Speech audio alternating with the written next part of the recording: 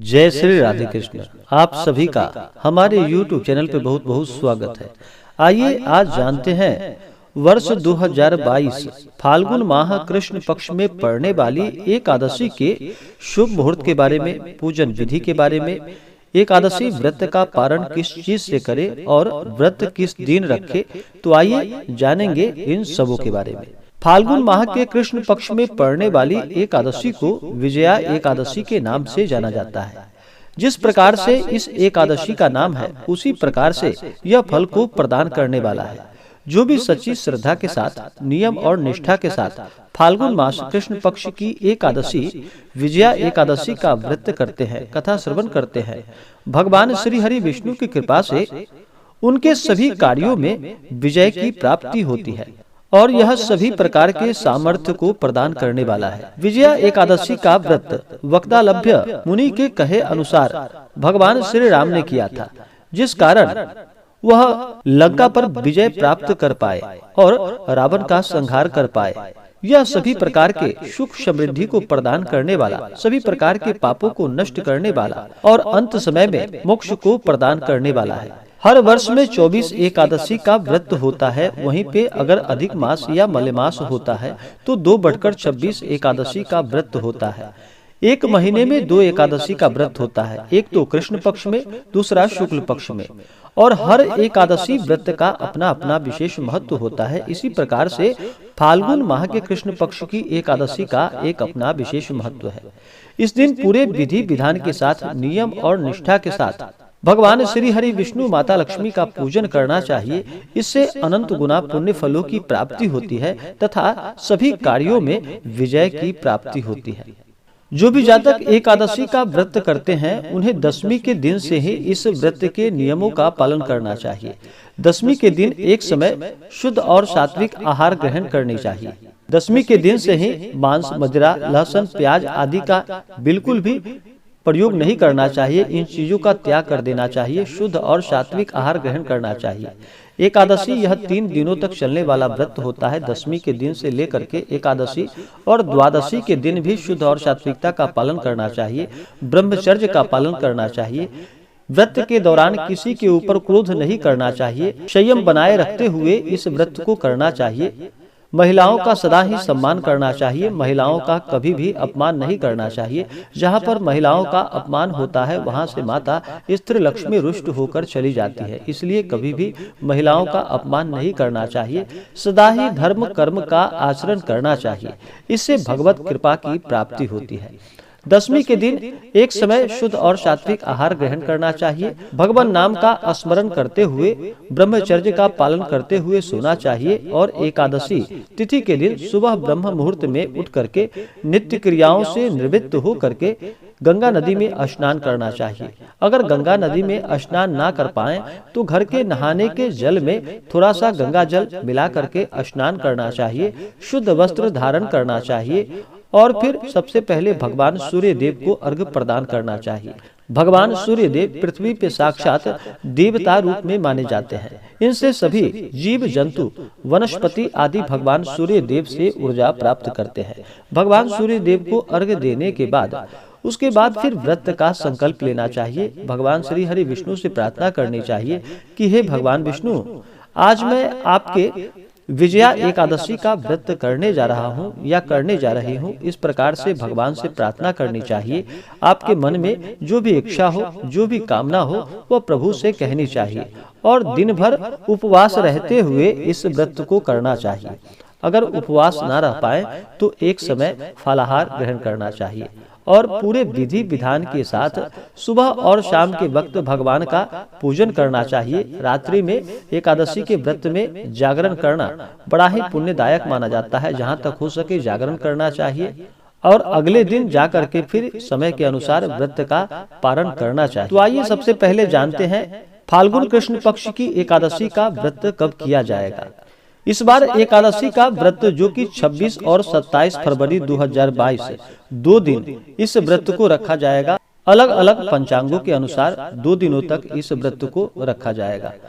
एकादशी तिथि प्रारंभ समय 26 फरवरी 2022 दिन शनिवार सुबह 10:40 यह समय सनातन पंचांग के अनुसार है और वाराणसी ऋषिकेश पंचांग के अनुसार एकादशी तिथि प्रारंभ समय सुबह 8:07 और एकादशी तिथि की समाप्ति होगी 27 फरवरी 2022 दिन रविवार सुबह 8:15 पे। यह समय सनातन पंचांग के अनुसार है और एकादशी तिथि की समाप्ति सुबह 6:22 पे।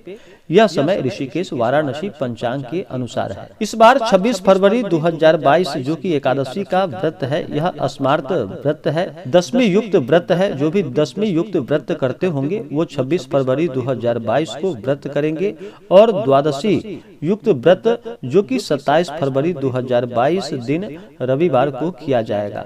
जो भी 26 फरवरी 2022 दिन शनिवार को व्रत को करेंगे वो इस व्रत का पारण 27 फरवरी 2022 पारण का समय जो कि दोपहर 1:43 से शाम 4 बजे तक इस व्रत का पारण किया जाएगा।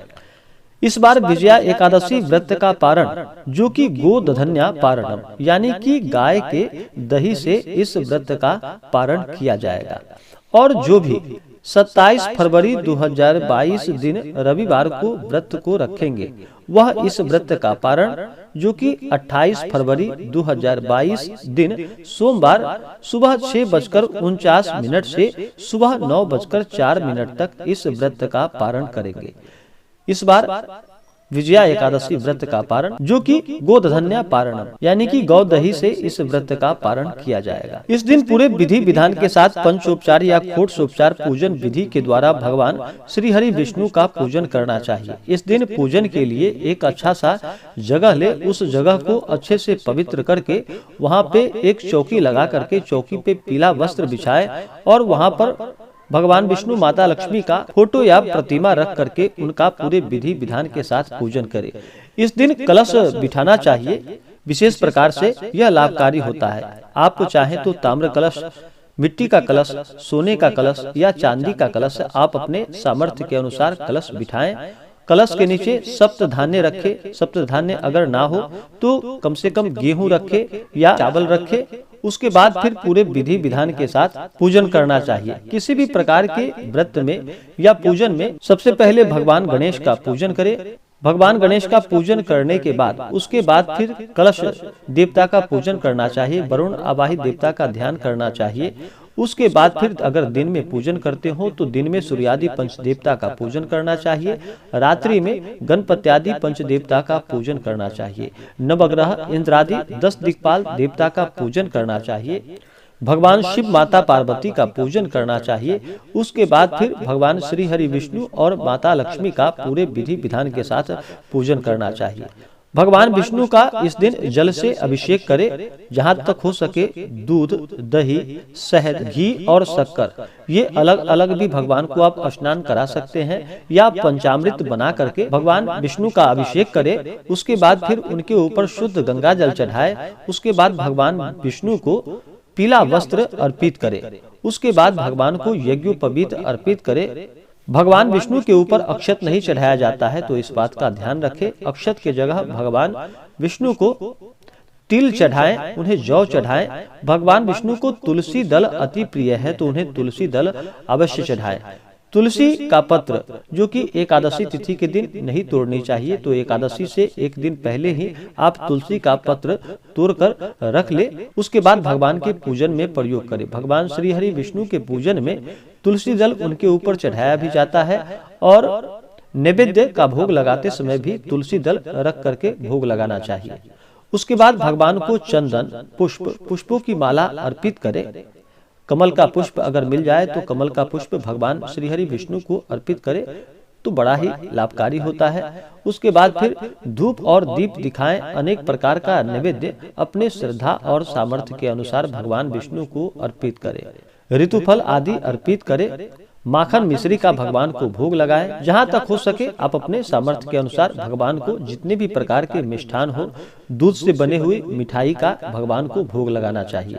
इससे पुण्य फलों की प्राप्ति होती है। नैवेद्य का भोग लगाने के बाद उसके बाद फिर भगवान को जल से उनको आचमनी कराएं, उनके ऊपर जल चढ़ाएं। उसके बाद फिर द्रव्य और दक्षिणा प्रदान करें। पुंगी फल और तांबूल अर्पित करें।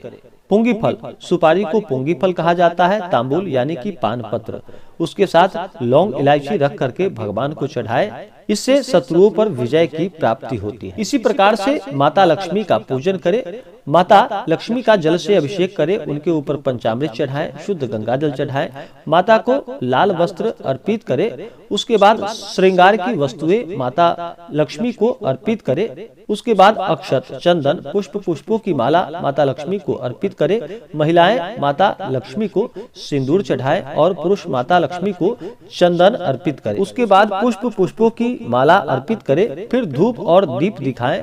अनेक प्रकार का नैवेद्य अपने श्रद्धा और सामर्थ्य के अनुसार माता को अर्पित करे। माता लक्ष्मी को खीर अति प्रिय है, तो उन्हें खीर का माता लक्ष्मी को आप अलग से भोग लगा सकते हैं। नैवेद्य चढ़ाने के बाद फिर जल चढ़ाए। उसके बाद द्रव्य दक्षिणा अर्पित करे, पुंगी फल तांबूल अर्पित करे। उसके बाद फिर विजया एकादशी व्रत का कथा श्रवण करे। उसके बाद फिर आरती करे। इसी प्रकार से भगवान का पूरे विधि विधान के साथ सुबह और शाम के वक्त पूजन करना चाहिए। रात्रि में जागरण करनी चाहिए। भजन कीर्तन करते हुए समय को व्यतीत करना चाहिए और अगले दिन जाकर के फिर इस व्रत का पारण समय के अनुसार करना चाहिए। एकादशी व्रत के दिन दूसरे का दिया हुआ अन्न ग्रहण नहीं करना चाहिए। इस दिन चावल का प्रयोग बिल्कुल भी नहीं करना चाहिए। इस दिन चावल ग्रहण नहीं करनी चाहिए। आप द्वादशी को जाकर के चावल ग्रहण कर सकते हैं, लेकिन एकादशी तिथि के दिन नहीं। इस दिन भगवान नाम का जप करना चाहिए। ओम नमो भगवते वासुदेवाय, लक्ष्मी नारायणाभ्याम नमः, इन मंत्रों का जप करना चाहिए। इसी प्रकार से जो भी भक्त सच्ची श्रद्धा के साथ नियम और निष्ठा के साथ विजया एकादशी का व्रत करते हैं, कथा श्रवण करते हैं, भगवान श्री हरि विष्णु की कृपा से उनके सभी दुख और कष्ट दूर हो जाते हैं तथा सभी प्रकार के क्षेत्रों में विजय की प्राप्ति होती है। तो आशा करता हूँ कि यह जानकारी आपको अच्छा लगा हो। ऐसे ही ज्ञानवर्धक जानकारियाँ प्राप्त करने के लिए हमारे इस चैनल को लाल बटन दबा करके सब्सक्राइब करें, साथ में बेल आइकन घंटी दबाएं ताकि मेरे वीडियो का नोटिफिकेशन आपके पास सबसे पहले पहुंचे। वीडियो को लाइक और अपने मित्रों तथा दोस्तों के साथ शेयर करें। सुखी रहें और स्वस्थ रहें। जय श्री राधे कृष्ण। धन्यवाद।